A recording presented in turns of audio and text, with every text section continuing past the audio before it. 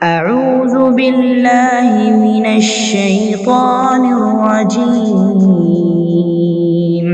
بسم الله الرحمن الرحيم السلام عليكم ورحمة الله وبركاته.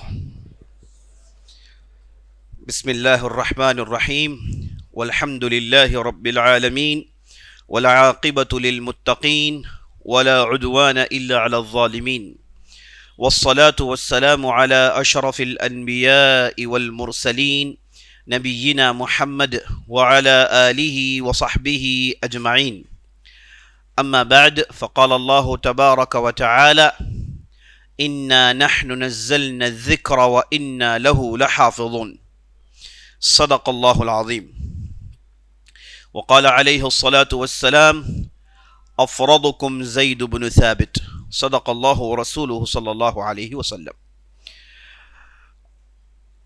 عزیز ساتھیوں، بزرگوں، ماؤں، بہنوں اور خواتین اسلام، اللہ رب العزت کی بارگاہ میں دعا ہے کہ اللہ سبحانہ وتعالی رمضان کی ان مبارک راتوں میں ہمیں کثرت سے اللہ کے ذکر کو تازہ کرنے کی توفیق بخشے، ہمیں اللہ کے کلام کو سمجھنے، قرآن کی عظمت کا احساس ہمارے دل میں پیدا ہونے کے لیے اللہ سے توفیق کا مطالبہ کرتا ہوں، اور اللہ سبحانہ وتعالی کی تعریف و تمجید بیان کرتا ہوں، کیونکہ وہی مالک حقیقی ہے، مدبر حقیقی ہے اور خالق حقیقی ہے، اور محمد رسول اللہ پر درود و سلام بھیجتا ہوں کیونکہ اللہ نے انہیں سارے کائنات کے لیے رحمت بنا کر مبعوث کیا ہے.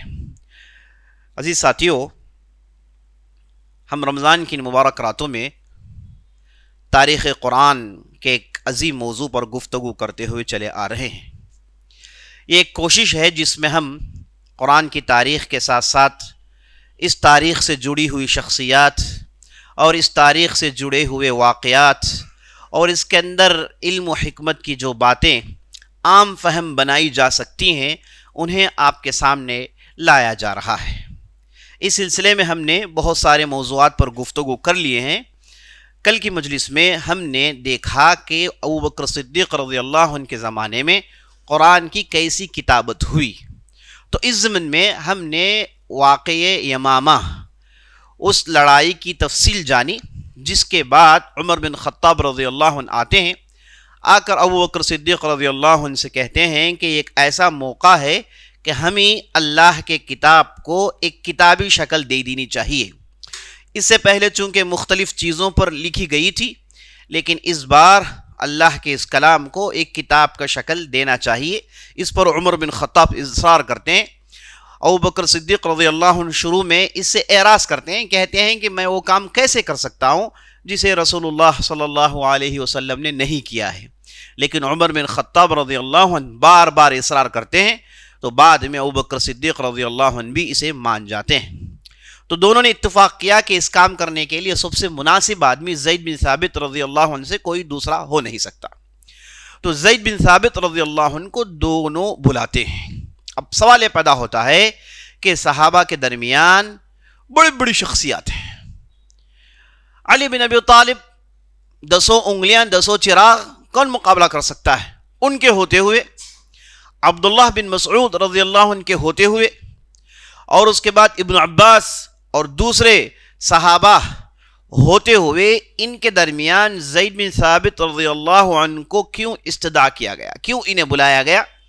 تو ہمیں یہاں پر ایک سوال پیدا ہوتا ہے کہ آخر یہ شخصیت کون تھی، آخر یہ کون تھے، ان کی کیا تاریخ تھی، ان کی کیا سیرت تھی. تو چلیے آج ہم زید بن ثابت الخزرجی کے متعلق چند باتیں سن لیتے ہیں، تاکہ ہمیں معلوم ہو کہ انہوں نے جو کارنامہ انجام دیا ہے کوئی معمولی کارنامہ نہیں. جیسے کہ میں نے آپ کو بتایا، جتنے بھی لوگ مصحف اٹھا کر قرآن کی تلاوت کرتے ہیں تو یاد رکھ لیجئے ان پر زید بن ثابت کا احسان ہے. اگر وہ کام اس وقت وہ نہیں کرتے، اسے کتاب کی شکل نہیں دیتے، تو آج دنیا میں ایسی کتاب کی شکل میں اتنا معتبر، اتنا مستند کوئی چیز ہمارے ہاتھ میں نہیں ہوتی تھی. تو اس لیے زید بن ثابت کا احسان اس امت پر قیامت تک رہے گا. تو زید بن ثابت رضی اللہ عنہ، یہ بنو نجار سے ان کا تعلق تھا. یہ انصاری صحابی تھے.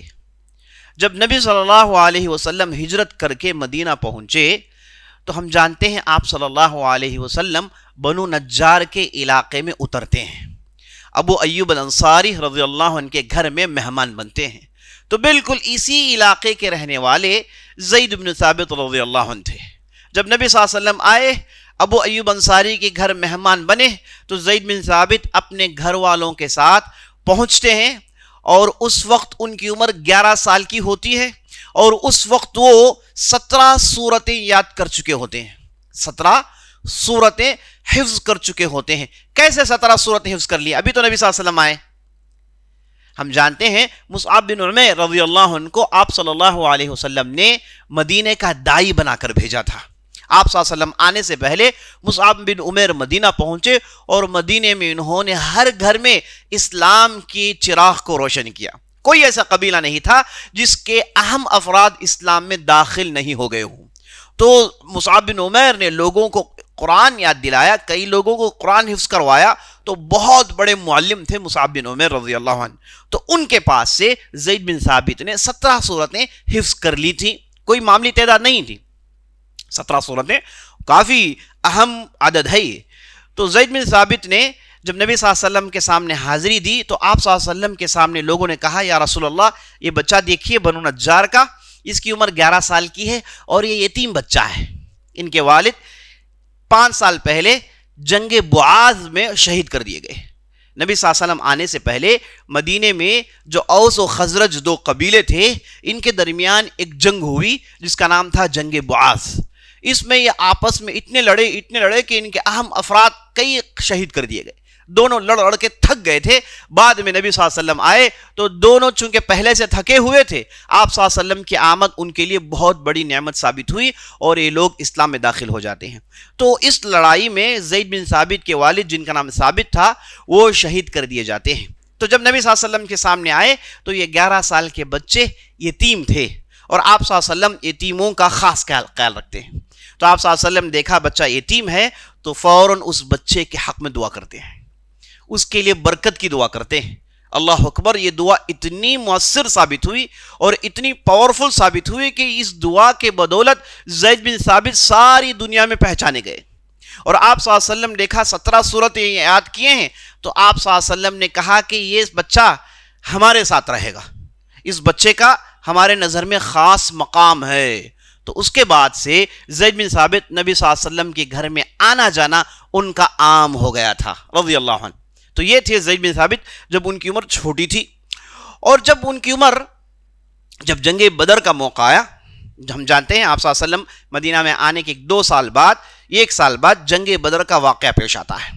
اس جنگ میں آپ صلی اللہ علیہ وسلم نے کئی ایک نوجوانوں کو بلایا تھا کہ وہ آئیں، لڑائی میں شامل ہوں۔ تو جو بھی نوجوان 15 سال سے کم ہوتے ہیں انہیں آپ صلی اللہ علیہ وسلم نے ریجیکٹ کر دیا۔ تو زید بن ثابت بھی بڑے جوش و خروش سے آئے تھے اس لڑائی میں حصہ لینے کے لیے۔ آپ صلی اللہ علیہ وسلم نے دیکھا اور زید بن ثابت سے کہا کہ اس بار نہیں۔ تو زید بن ثابت دل ان کا توڑ گیا، وہ واپس چلے گئے۔ پھر احد کی لڑائی آئی تو زید بن ثابت پھر حاضر ہو گئے، لیکن پھر بھی ان کی عمر 15 سال کی نہیں ہوئی تھی۔ تو آپ صلی اللہ علیہ وسلم نے ریجیکٹ کیا۔ جب آپ صلی اللہ علیہ وسلم ریجیکٹ کیا تو ان کے ہم عمر لگ بھگ 7-8 تھے، وہ سب مل کے آپ صلی اللہ علیہ وسلم پاس آئے اور حاضری دیے، کہا کہ ہم اس لڑائی میں حصہ لینا چاہتے ہیں۔ آپ صلی اللہ علیہ وسلم نے انہیں دیکھا، ان کی عمریں پوچھی تو لوگوں نے بتایا کہ نہیں، ان کی 15 سال نہیں ہوئی۔ تو آپ صلی اللہ علیہ وسلم نے کہا کہ بھائی چلو آئندہ دیکھیں گے۔ اس نوجوانوں میں ایک نوجوان تھا جن کا نام تھا رافع بن خدیج۔ یہ اچھل کر کہتے ہیں یا رسول اللہ، یہ دیکھیے میں بڑے زبردست انداز سے تیر چلا سکتا ہوں، اگر میرے جسم میں طاقت نہیں مردوں کے ساتھ لڑنے کی تو میں تیر اندازی میں مسلمانوں کی خدمت کر سکتا ہوں۔ تو آپ صلی اللہ علیہ وسلم نے انہیں چیک کیا اور کہا کہ چلو رافع کو ہمارے ساتھ لے لیتے ہیں۔ تو جیسے رافع کو ساتھ لے لیا گیا، ایک دوسرے صحابی تھے جن کا نام سمرہ بن جندب، وہ اٹھ کر کھڑے ہو کر کہتے ہیں یا رسول اللہ، آپ نے رافع کو لے لیا جبکہ رافع کو میں کشتی میں پٹخ سکتا ہوں، آپ مجھے چھوڑ دیجئے، ان کے ساتھ بتا دیتا ہوں کہ میرے کیا طاقت ہے۔ تو آپ صلی اللہ علیہ وسلم نے ان کا جوش دیکھا اور اچھے بلٹ تھے، جسم ان کا مضبوط تھا، تو آپ صلی اللہ علیہ وسلم نے کہا کہ بھئی یہ بھی ہمارے ساتھ ہو جائے۔ اب جب تیسرا موقع آیا تو زید بن ثابت کھڑے ہوئے. ان کا جسم اتنا مضبوط نہیں تھا, نہ ان کے پاس ایسی چیزوں کے کرتب کے ان کے پاس جو ہے مہارت تھی. تو آپ صلی اللہ علیہ وسلم نے اس بار بھی زید بن ثابت سے کہا کہ زید تم اس بار ہمارے ساتھ نہیں چل سکتے. تو زید بن ثابت کہتے ہیں کہ وہ مجھ پر بڑا ہی گراں گزرا, اور زید بن ثابت کے ساتھ عبداللہ بن عمر تھے اور دوسرے نوجوان جو اسی عمر کے تھے. سبوں کو ریجیکٹ کر دیا گیا کیونکہ ان کے پاس میدان میں کرتب دکھانے کے لیے کوئی چیز نہیں تھی. لیکن یہ وہ نوجوان تھے جن کے پاس علم کے میدان میں مہارت دکھانے کے ڈھیر سارے وسائل تھے. تو زید بن ثابت احد میں بھی ریجیکٹ کر دیے جاتے ہیں. بعد میں جب خندق کا موقع آتا ہے تو اس میں زید بن ثابت کو حصہ ملتا ہے اور اس میں وہ داد شجاعت دیتے ہیں. اور زید بن ثابت خندق کے بعد جتنی بھی لڑائیاں ہوئیں آپ صلی اللہ علیہ وسلم کے ساتھ رہے, اور آپ صلی اللہ علیہ وسلم کا ان پر اتنا اعتماد تھا کہ کئی ایک لڑائی میں جب مال غنیمت لایا جاتا آپ صلی اللہ علیہ وسلم کہتے کہ زید بن ثابت تقسیم کرے گا, زید بن ثابت تقسیم کرے گا, یہ کوئی معاملی چیز نہیں عزیز ساتھیوں. اور جب تبوک کا موقع آیا تو زید بن ثابت لڑائی میں شامل تھے. اس لڑائی میں بنو نجار کے طرف سے جو سردار کے طور پر پیش کیے گئے ان کا نام تھا عمارہ بن حزم, دونوں ایک ہی قبیلے کے تھے. جب عمارہ بن حزم جھنڈا لے کر میدان میں اترے آپ صلی اللہ علیہ وسلم نے عمارہ بن حزم کو بلایا, آؤ ادھر. جب وہ آئے تو کہا کہ جھنڈا زید بن ثابت کو دے دینا. عمارہ کو کافی ان کی دل شکنی ہوئی. انہیں کہا یا رسول اللہ کیا آپ کو میرے بارے میں کسی نے کچھ کہا؟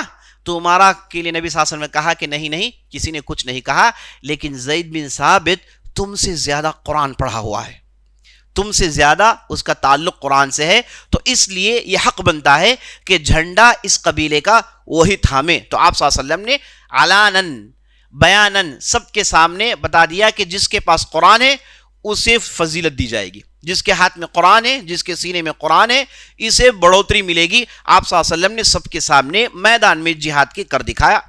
اور اس کے بعد دیکھیے سبحان اللہ, زید بن ثابت کیا ہیں, ان کا اتنا بڑا مرتبہ کیسے ہے؟ یہ کاتبین وحی میں سے تھے, کتابت انہیں آتی تھی.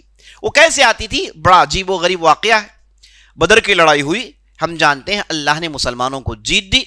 اب اس لڑائی کے بعد تقریباً 70 کی تعداد مشرکین کی غلام کے طور پر مسلمانوں کے پاس انہیں ارسٹ کر لیا گیا تھا. اور بعد میں نبی صلی اللہ علیہ وسلم نے اعلان کیا کہ یہ اگر رہا کرنا چاہتے ہیں ہر آدمی 40 اوقیہ سونے کا دے کر اپنے آپ کو رہا کر سکتا ہے. قیمت متعین کی آپ صلی اللہ علیہ وسلم نے, لیکن بہت سارے ان کے پاس یہ قیمت نہیں تھی. تو بعد میں نبی صلی اللہ علیہ وسلم نے کہا اگر انہیں لکھنا پڑھنا آتا ہے تو یہ ہم میں سے 10 فردوں کو لکھنا پڑھنا سکھا دیں. تو زید بن ثابت کو اس موقع پر مشرکین میں سے ایک فرد جو لکھنا جانتا تھا اس نے زید بن ثابت کو لکھنا سکھایا. یہ جاتے ہیں اس مشرک کے پاس سے لکھنا سیکھتے ہیں, اور دیکھیے ان کا لکھنا سیکھنا کتنا زبردست فائدہ مند ثابت ہوا امت مسلمہ کے لیے. اور آپ صلی اللہ علیہ وسلم کس انداز سے تعلیم کو ارج کرتے تھے, تعلیم پر ابھارتے تھے, اس سے معلوم ہو گیا.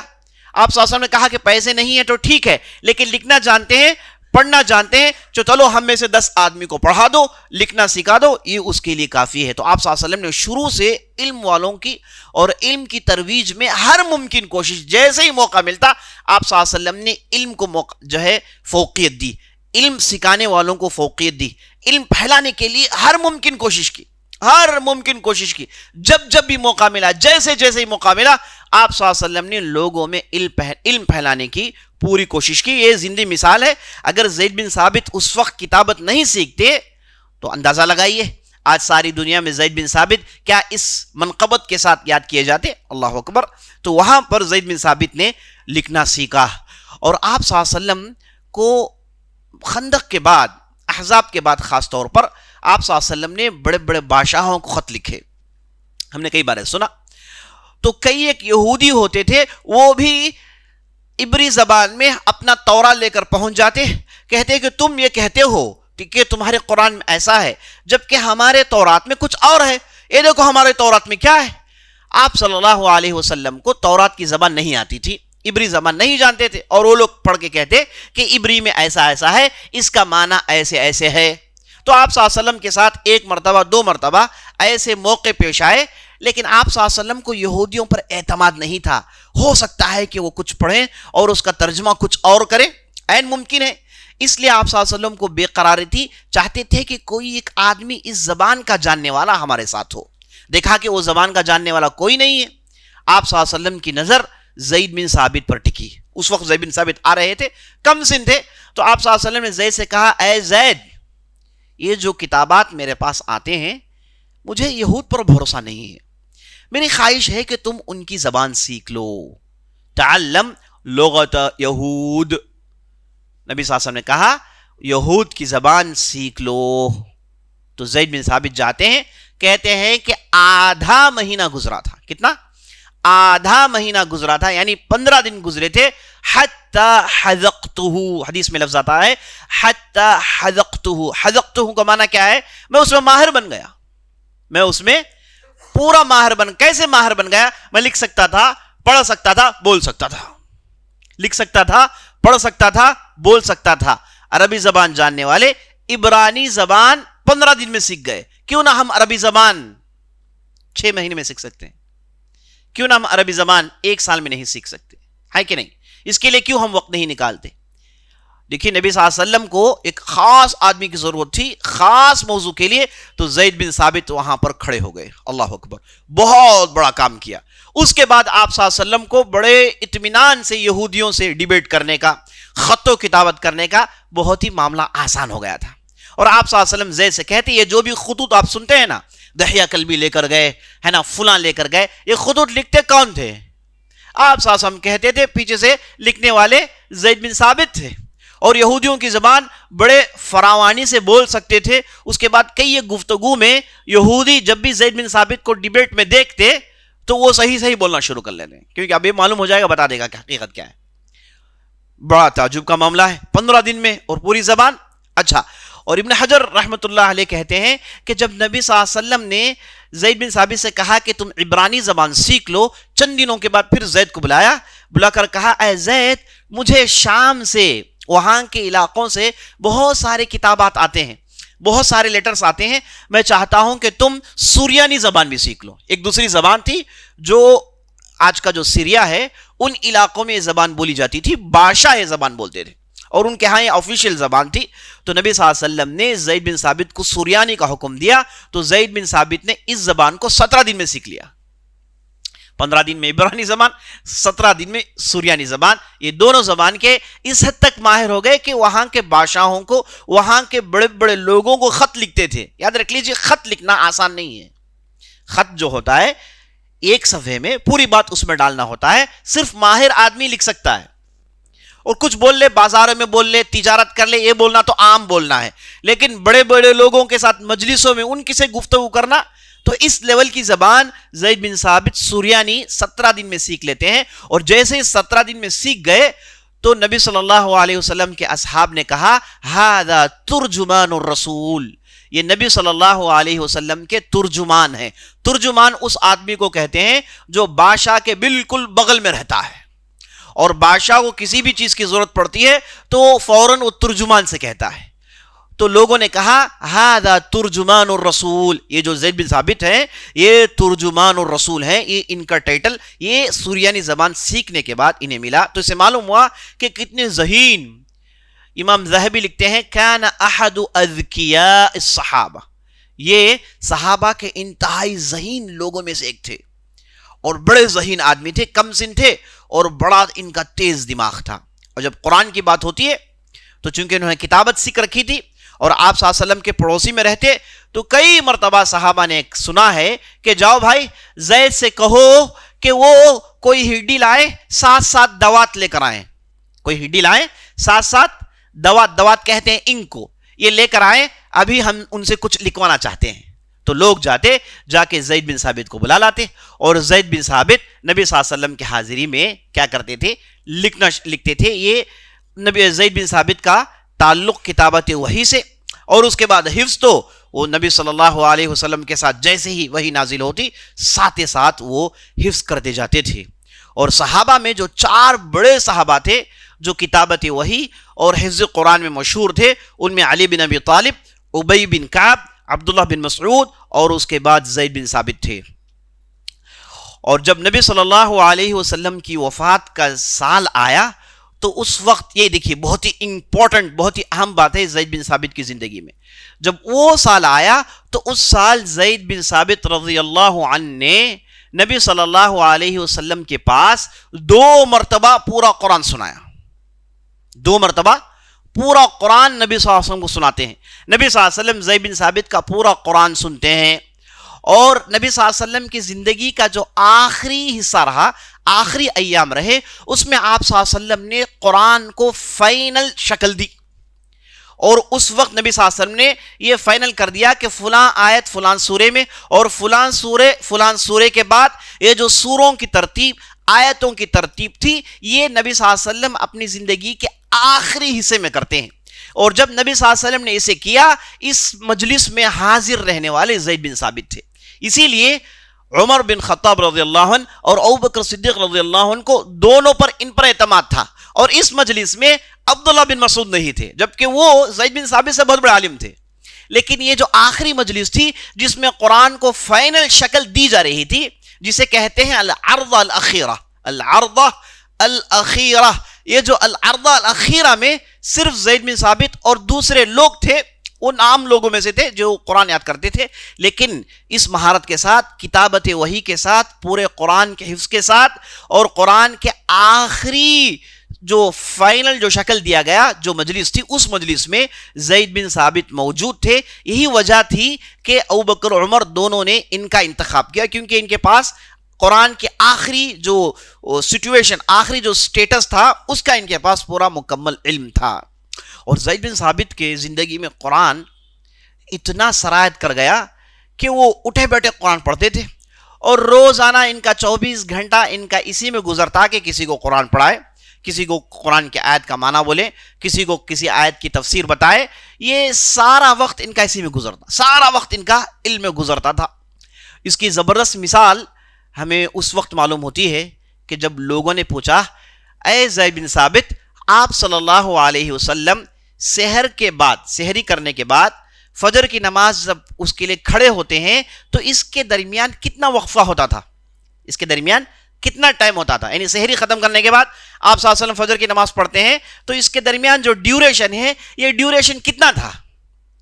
اب اس زمانے میں عربوں کے پاس کوئی منٹس، کوئی ٹائم نہیں تھے کہ بتاتے کہ 15 منٹ یا 20 منٹ، آدھا گھنٹہ.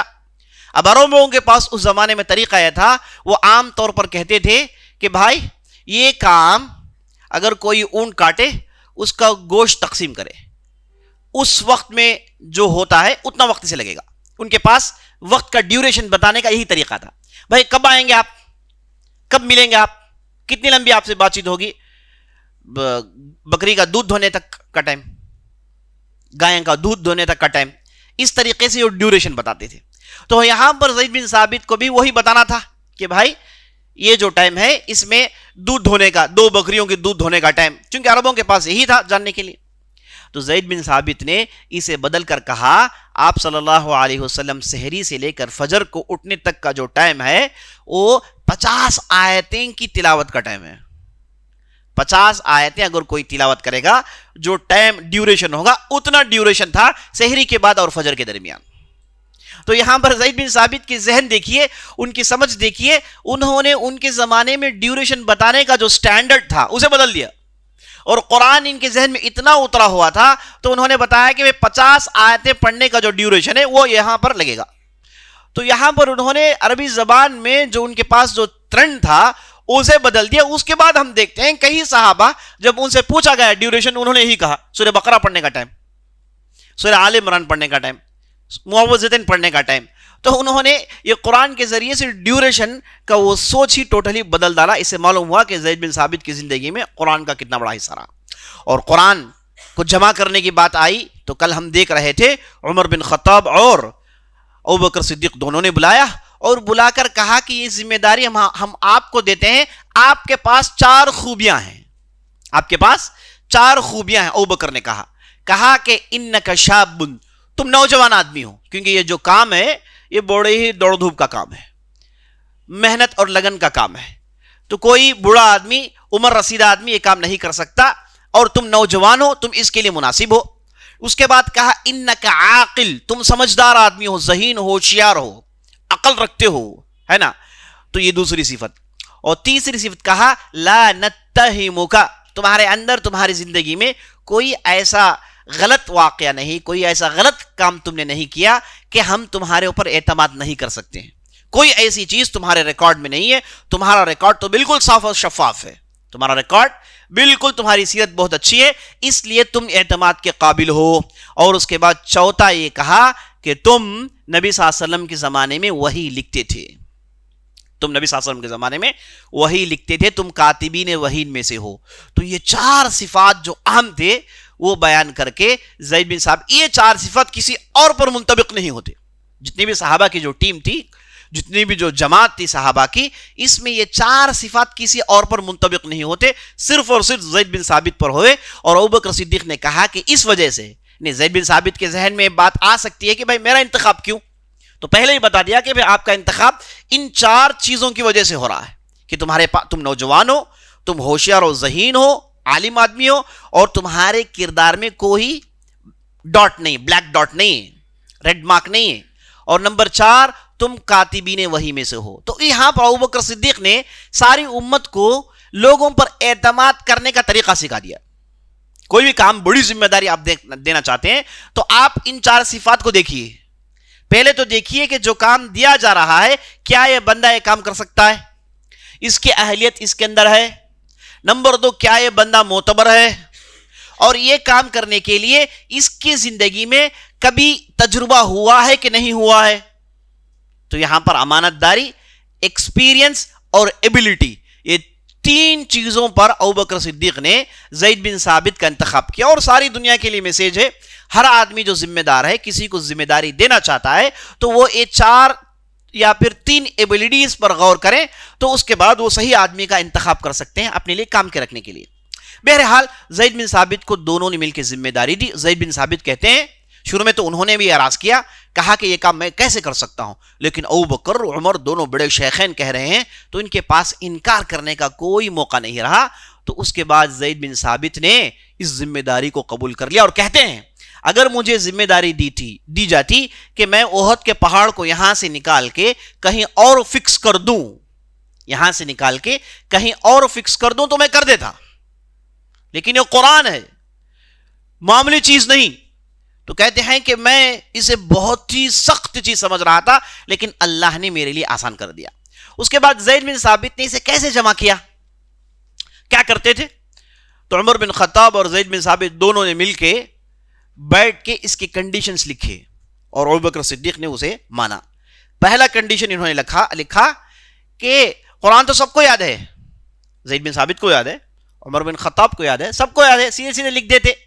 کہا کہ نہیں، اللہ کا کلام ایسے نہیں لکھا جا سکتا، جو بھی آیت ہم لکھیں گے، جو بھی آیت فائنلائز کر کے اسے ہم کتاب میں لائیں گے، ہر آیت پر ہم 2 شہادت طلب کریں گے۔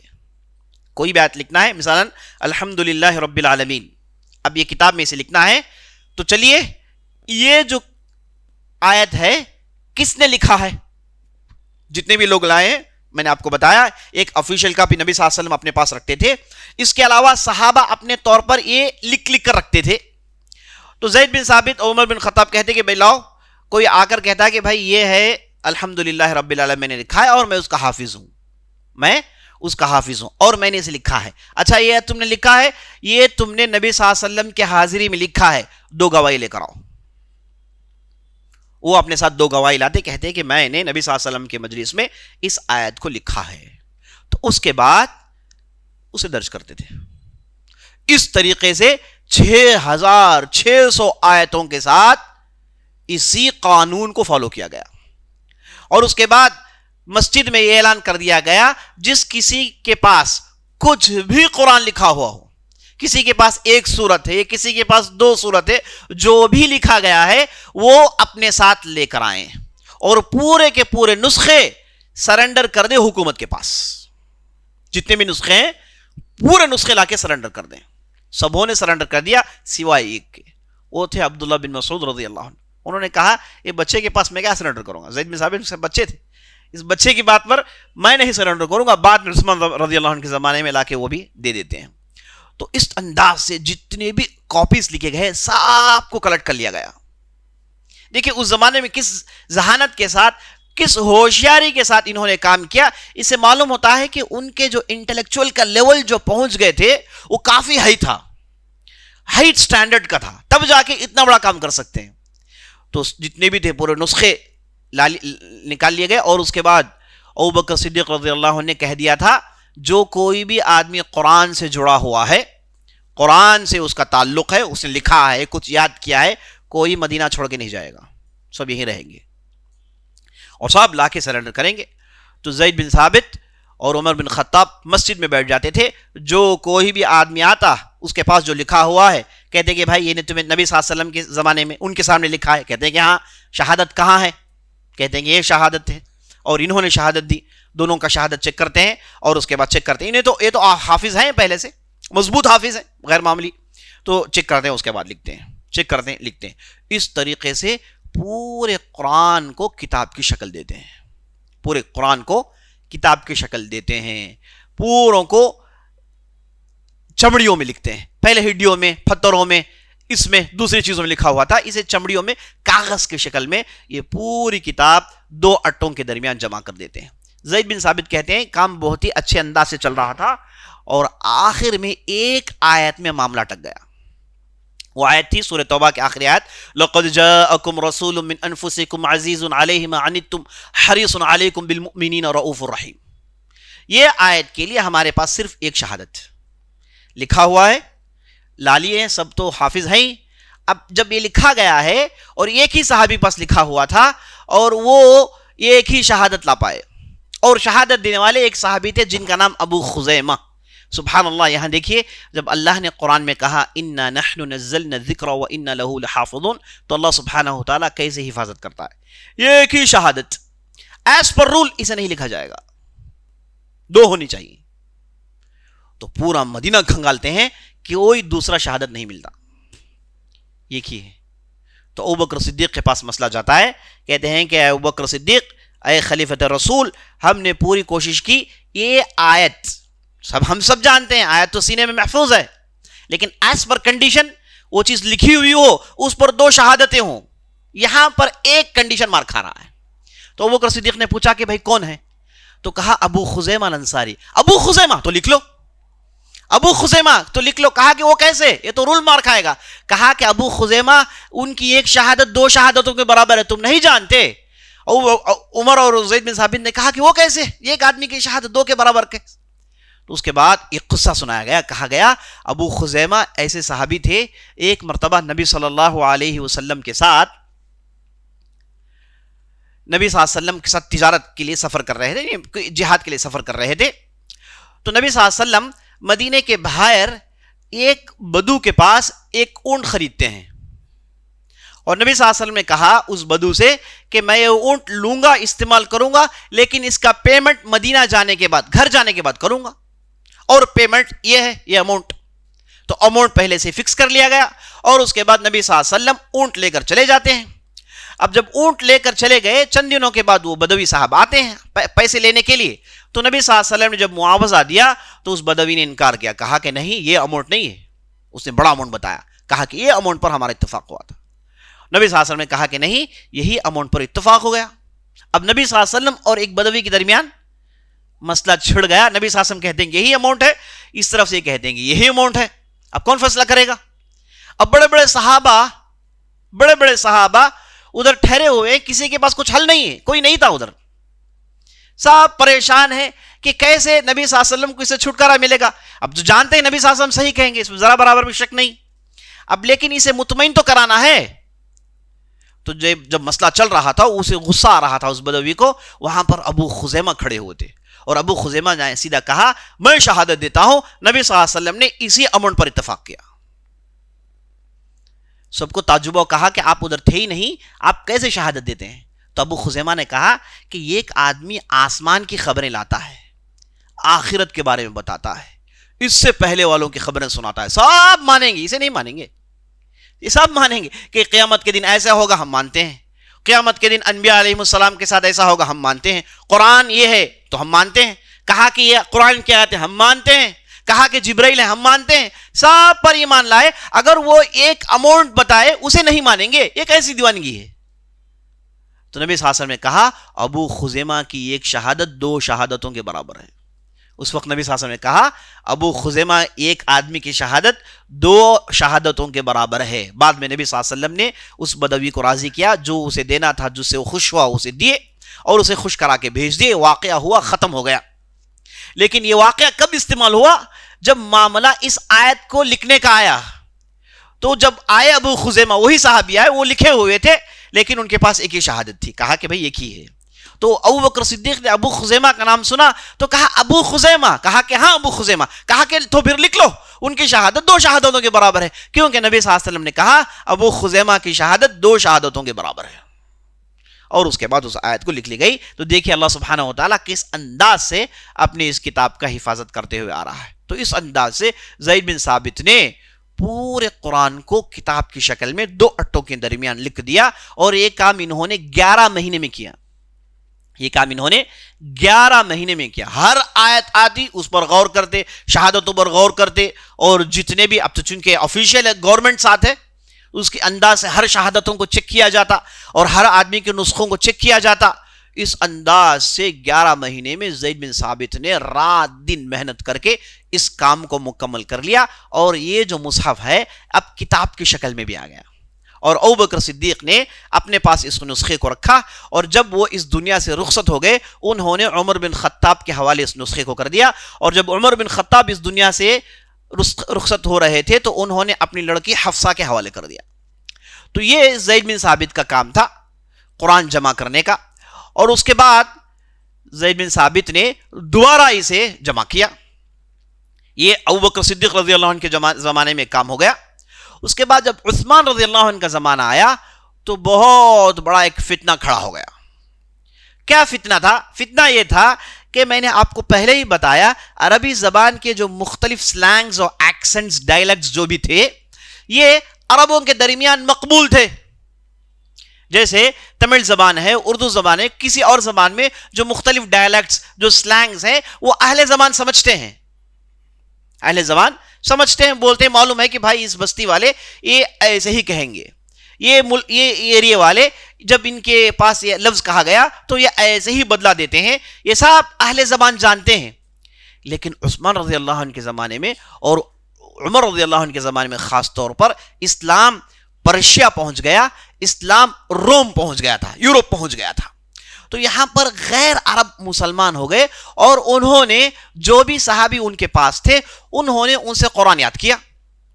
ہم جانتے ہیں صحابہ جہاں کہیں بھی جاتے ہیں پہلے لوگوں کو مسلمان بناتے ہیں، بعد میں انہیں نماز پڑھنے سکھاتے ہیں، بعد میں انہیں سورہ فاتحہ یاد دلاتے ہیں، بعد میں ان میں جو شوقین ہیں انہیں دوسری صورتیں، دوسری آیتیں یاد دلاتے ہیں۔ اس طریقے سے لوگ قرآن حفظ کرتے ہوئے، اور اس کے بعد پورا سسٹم عربی بن جاتا تھا۔ اس زمانے میں ایسا نہیں تھا کہ صرف اسلام قبول کیے، عربی زبان سے کوئی تعلق نہیں، ایسا ہوتا ہی نہیں تھا۔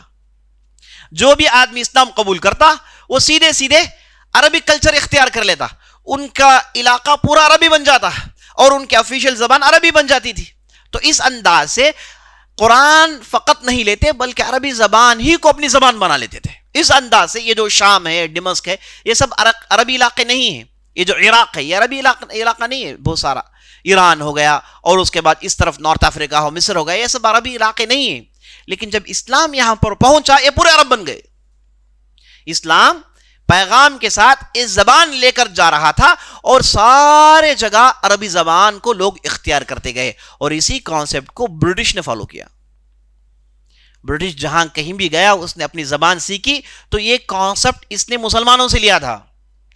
اس نے دیکھا کہ عرب ہیں اس عرب پیننسولا میں، لیکن ان کی زبان موروٹانیا میں بولی جاتی ہے جو کہ یہاں سے 10,000 کلومیٹر دور ہے، اور ان کی زبان پورے ایران کے اندر، پورے عراق کے اندر، پورے بلاد ماوراء النہر، یہاں سب عرب نہیں ہیں لوگ، لیکن عربی زبان چلتی ہے، سب عربی بولتے ہیں، سب کچھ عربی میں ہے، پورا سسٹم حکومت چلائیں، جو بھی ادارہ ہے، ایڈمنسٹریشن ہے، پورا عربی میں چلتا ہے۔ یہ کیسے کر پائے؟ تو انہوں نے سوچا کہ یہ کام جو عربوں نے کیا اس وجہ سے ہزاروں سال تک، بلکہ یہ علاقے آج بھی عرب ہیں، آج بھی عرب ہیں. تو برٹش نے یہی چیز مسلمانوں سے لی، اور اس نے کیا کیا؟ اس کے پاس تو کوئی پیغام تھا ہی نہیں سوائے فتنے کے، ہے نا. اس نے جو کیا، اس نے لوگوں کو اپنی زبان سکھائی. یہی تو کرتا تھا نا وہ. جو کوئی ہندوستان میں جب انگریزوں کے ہاتھ میں حکومت تھی تو انگریز نے کیا کیا؟ یہاں کے لوگوں کے اندر اپنی زبان بڑی تیزی سے لائی، اور کرتا کیا تھا کہ جو کوئی بھی انگریزی بولتا فوراً اسے گورنمنٹ جاب، فوراً اسے حکومتی سطح پر وظیفہ ملتا تھا. تو بڑے بڑے لوگ جو عربی زبان کے ماہر تھے، پرشین زبان کے ماہر تھے، انہوں نے انگریزی سیکھی. برٹش کے پاس جاتے، انگریزی سیکھتے، اور اس زمانے میں جو غیر مسلمان تھے وہ بڑی تعداد میں انگریزی زبان سیکھتے رہے اور بڑے بڑے عہدے حاصل کرتے رہے. تو یہ انگریزی زبان پھیلانے میں برٹش نے پوری کوشش کی. جتنے بھی ہندوستان میں زبان تھے ان زبانوں میں اس نے انگریزی ڈکشنریز لکھی، اور یہاں کے لوگوں کو انگریزی سکھاتے تھے، اور شرٹ پینٹ پہننا سکھایا. جتنے بھی ہم پہنتے ہوئے وہی ہے، اس زمانے میں انہوں نے پہنا دیا تو آج بھی پہن رہے ہیں ہم، ہے نا. ہم نے کبھی بھی احساس نہیں ہوا کہ ہم ذہنی طور پر برٹش کے غلام ہیں. برٹش نے ہمیں غلام بنا دیا ہے، اس کی زبان سکھائی. آج ہمارے معاشرے میں کیا ہے؟ اگر کوئی انگریزی بولتا ہے اسی کو ہم لٹریٹ مانتے ہیں، ہے کہ نہیں؟ پڑھا لکھا آدمی ہے، وہ انگریزی بولے. وہ اگر تمل زبان کا چوٹی کا ماہر ہے، اردو زبان کا بہت بڑا شاعر ہے، کوئی دوسری زبان کا بہت بڑا عالم ہے، اسے ہم لٹریٹ مانتے ہی نہیں ہیں. پڑھا لکھا نہیں ہے ہمارے نظر میں. جب تک کہ وہ ٹوٹی پھوٹی انگلش نہ بولنے، کچھ نہ بولے، جب تک اسے ہم پڑھا لکھا مانتے ہی نہیں ہیں. دیکھیے ہماری ذہن کیسی ہے. تو بتانے کا مقصد ہے برٹش نے یہ چیز ہم مسلمانوں سے لی زبان پھیلانے میں. تو جہاں کہیں بھی اسلام گیا تو اسلام اپنے ساتھ زبان لے کر گیا، اسلام اپنے ساتھ عربی تہذیب لے کر گیا، تو یہ پورے علاقے عربی بنتے گئے. تو جب یہ علاقے عربی بنتے گئے، عجم عرب بنتے گئے، تو وہاں پر ایک بہت بڑا اشکال پیدا ہو گیا کہ جب وہ قرآن ہر صحابی اپنے ڈائلیکٹس میں پڑھتا تھا، یہ اپنے لوگوں کو سکھاتا تھا، تو جب یہ لوگ آپس میں ملتے تو وہاں پر ایک دوسروں پر لڑائی جھگڑا شروع ہوا. اس کی زندہ مثال حذیفہ بن یمان کے ساتھ ہوئی.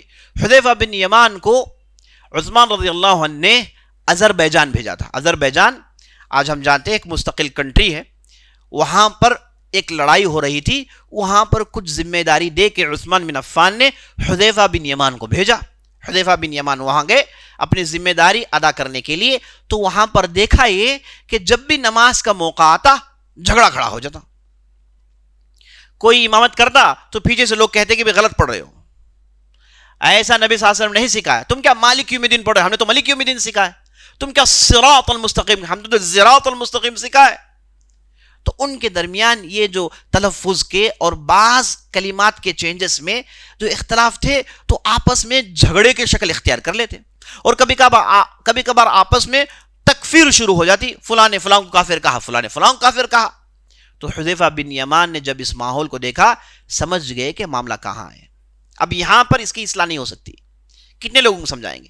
تو سیدھے آدھے کام سے الٹے پاؤں لوٹتے ہیں، سیدھا مدینہ آتے ہیں اور آ کر عثمان بن عفان سے ملاقات کر کے کہتے ہیں کہ یا عثمان ادرک امتک قبل ان تضیع.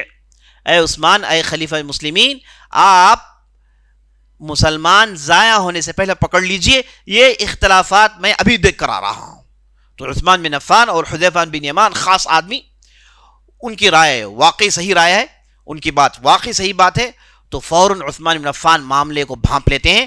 سمجھ گئے کہ یہ جو عجم آئے ہیں انہیں ہمارے ڈائلیکٹس کے مسائل سمجھ میں نہیں آ رہے ہیں.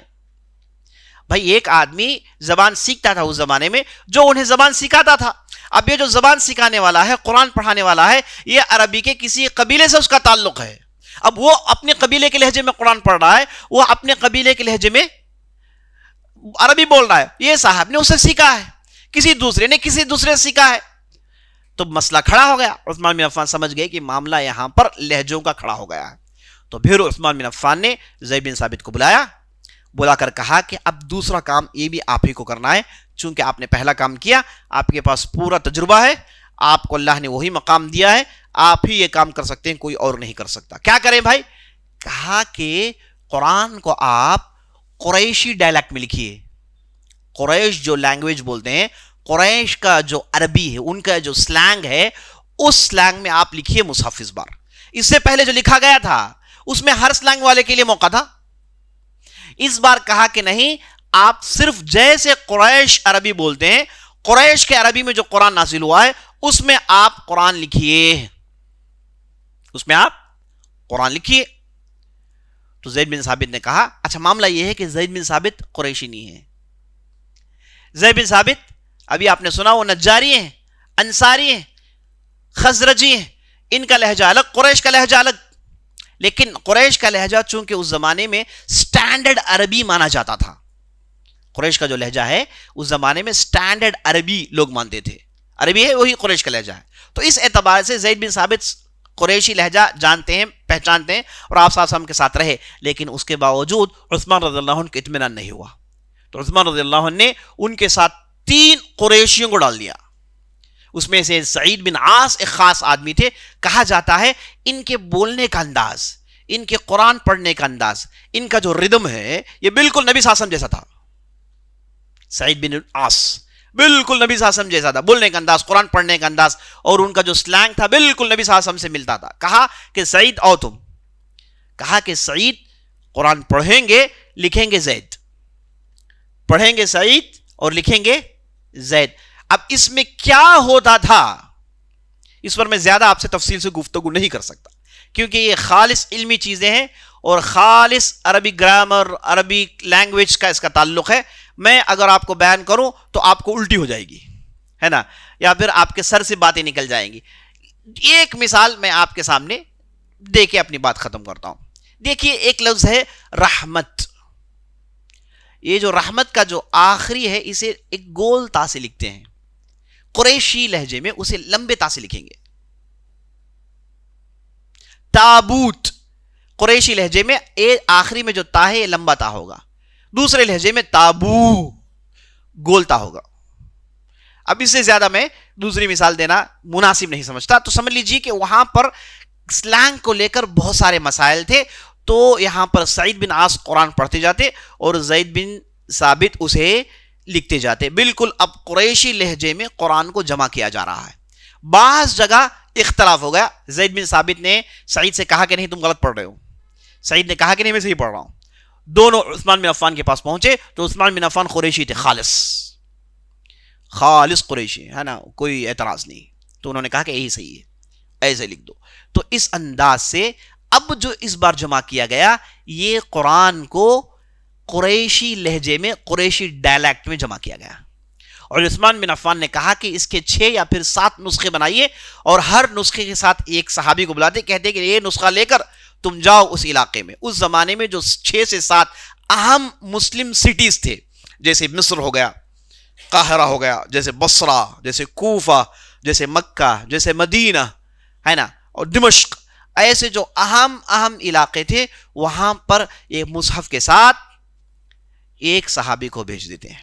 اچھا میں آپ کو بتانا بھول گیا، جب زید بن ثابت نے اسے کتاب کی شکل دی تو صحابہ نے پوچھا کہ بھائی اس کتاب کا کیا نام، اسے کیا نام دیں گے؟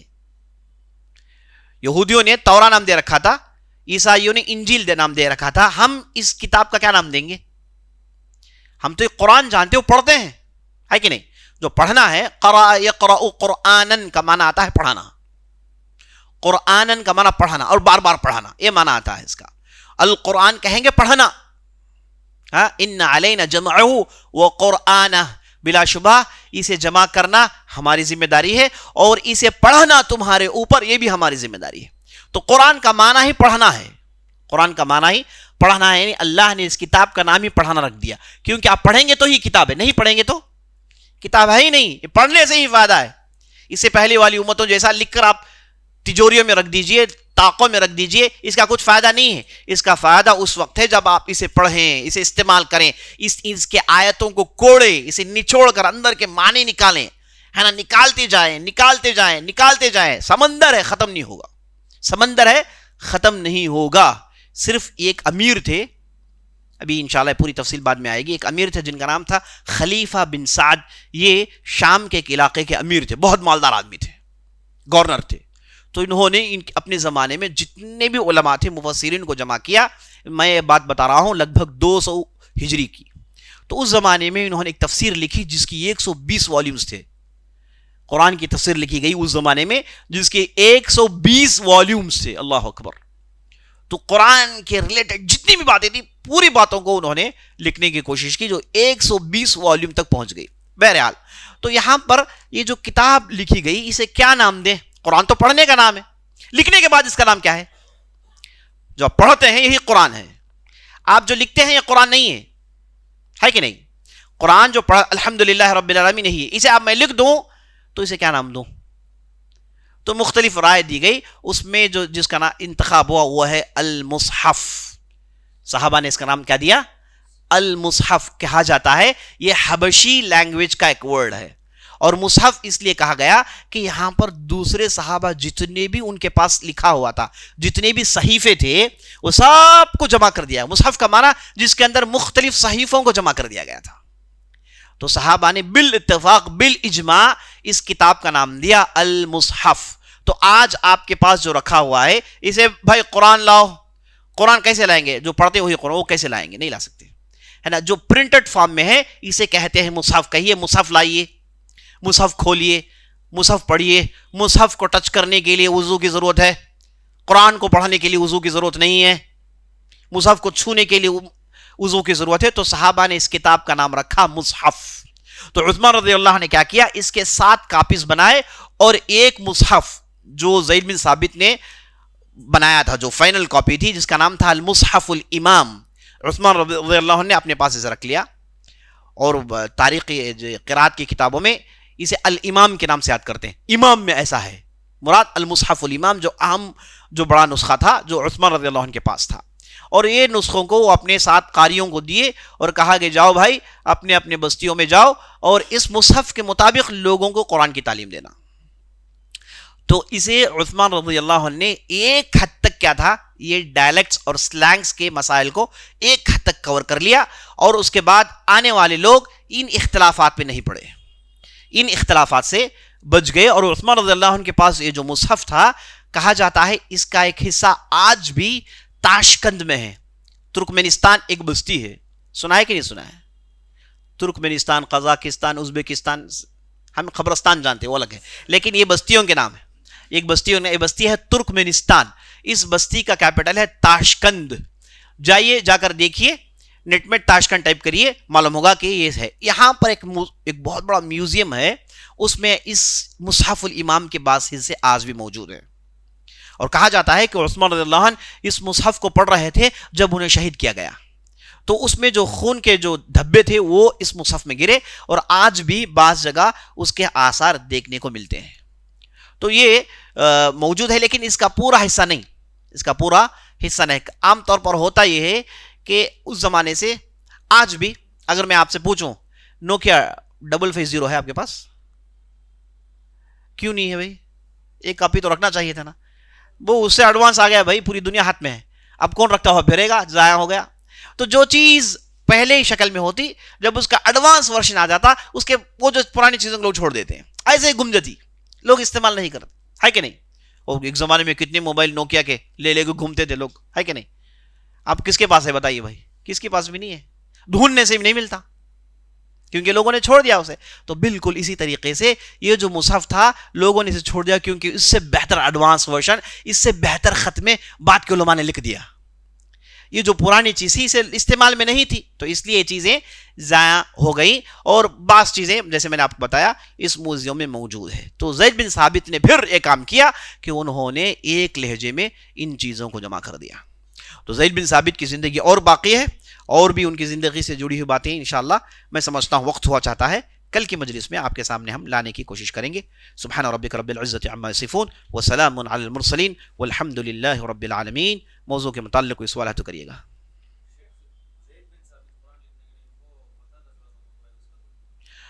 سوال کر رہے ہیں کہ زید بن ثابت نے جب مصحف لکھا کیا اس وقت انہوں نے زبر زر پیش فتح ضمہ کسرہ اس کا استعمال کیا یا نہیں کیا؟ میں نے آپ کو پہلے ہی بتا دیا تھا صحابہ کے زمانے میں نہ نقطے تھے نہ فتح ضمہ کسرہ تھا, یہ دونوں کے بغیر اسے انہوں نے لکھا ہے. آج بھی یہ چیزیں موجود ہیں, صرف ماہر آپ کے ذہن میں آئے گا پھر کیسے پڑھیں گے بھائی, ہے کہ نہیں؟ صرف ماہرین پڑھ سکتے ہیں اسے، صرف ماہرین جو عربی زبان سے واقف ہیں اچھی طریقے سے وہ اسے پڑھ سکتے ہیں. آج بھی اس کی بہت آپ نیٹ میں جائیے ماریے، بہت ساری چیزیں آپ کو دیکھنے کو ملیں گی بغیر ڈاٹس کے، بغیر فتحہ ضمہ کسرہ کے. آج بھی اس کی بہت ساری مثالیں موجود ہیں. تو زید بن ثابت نے نہ فتحہ ڈالا نہ ضمہ ڈالا. اچھا پھر فتحہ ضمہ کب آیا؟ ایک بہت بڑا تاریخی سوال ہے، اس کا جواب 10 منٹ نہیں، ایک درس چاہیے اسے. تو انشاءاللہ یہ پوری باتیں آپ کے سامنے آئے گی انشاءاللہ.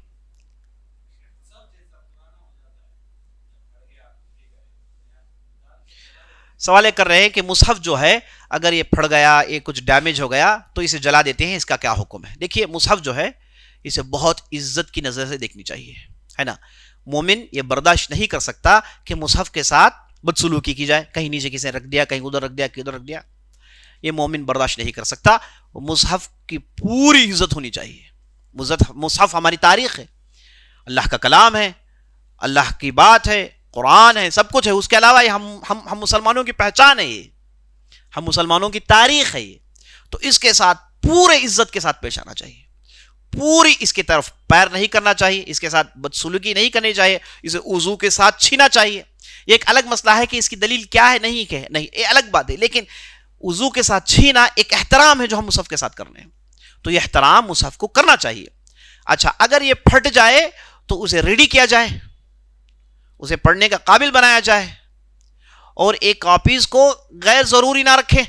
آپ کے پاس وہ کاپی ہے، آپ نے استعمال کر لیا، یا پھر آپ کے پاس ایک کاپی ہے، آپ کے پاس ایکسٹرا کاپی ہے، آپ کسی دوسروں کو دیجیے، ہے نا. تو کاپیوں کو اپنے پاس رکھ کے سڑائیے مت، اسے دوسروں تک پہنچائیے. اگر یہ ڈیمیج ہو گیا اسے ریڈی کریے، اسے پراپر بائنڈ کریے. بالکل استعمال کے قابل ہی نہیں، بالکل دمک لگ گیا، بالکل خراب ہو گیا، تو ایسی صورت میں جلانا جائز ہے، ایسی صورت میں جلانا جائز ہے. ابھی آپ انشاءاللہ کل کی مجلس میں دیکھیں گے عثمان بن عفان نے جب انہوں نے زید بن ثابت سے کہا تو یہ قریشی ڈائلیکٹ میں لکھا گیا، تو اس کے علاوہ جو دوسرے جو صحف تھے اسے عثمان رضی اللہ عنہ نے جلا دیا، کیونکہ کسی کے پاس پہنچے وہ پھر کلاونی میں آئے، پھر پریشانی میں آئے، تو اس لیے عثمان بن عفان نے اسے جلا دیا. تو اسے معلوم ہوا کہ جو مصحف استعمال میں نہیں ہے، بالکل استعمال کے قابل نہیں ہے، آپ نے ہزار کوشش کی، دمک لگ گیا، فلاں ہو گیا، فلاں ہو گیا، تو آپ اسے جلا سکتے ہیں. جلانا بالکل جائز ہے انشاءاللہ.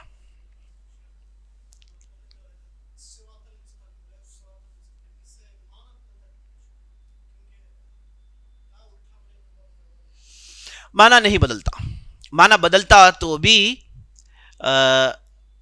دیکھیے جو قرآن کی آیتیں جو مختلف انداز سے پڑھی جاتی ہیں، یہ ایک ایک آیت جس انداز سے آپ پڑھتے ہیں ایک ایک معنی دے گا. مثال طور پر ایک آیت آپ 3 طریقے سے پڑھتے ہیں، ایک آیت ہے لیکن اس میں 3 آیتوں کے معنی، یہ بھی ایک معجزہ ہے، یہ بھی ایک معجزہ ہے. معنوں میں تھوڑی بہت تبدیلی آتی ہے لیکن پورے معنی قرآن کے اندر شامل ہے، کوئی قرآن کے باہر نہیں ہے. پورا قرآن کی حفاظت جب ہوئی تو یہ سب ملا کے حفاظت کی بات کرتے ہیں، یہ نہیں کہ صرف ایک جو آپ کے پاس ہے، اس سے ریلیٹڈ جو بھی ہے یہ سب چیز کی حفاظت ہوئی ہے.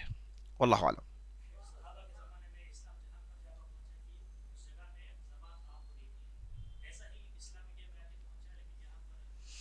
سوال یہ کر رہے ہیں کہ صحابہ جہاں کہیں بھی گئے وہاں پر وہ قرآن لے کر گئے، ساتھ عربی زبان لے کر گئے، تو وہاں کے لوگ جو ہیں عربی زبان سیکھے، پورا ماحول عربی بن گیا. جب ہندوستان آئے تو ایسا کیوں نہیں ہوا، ہے نا.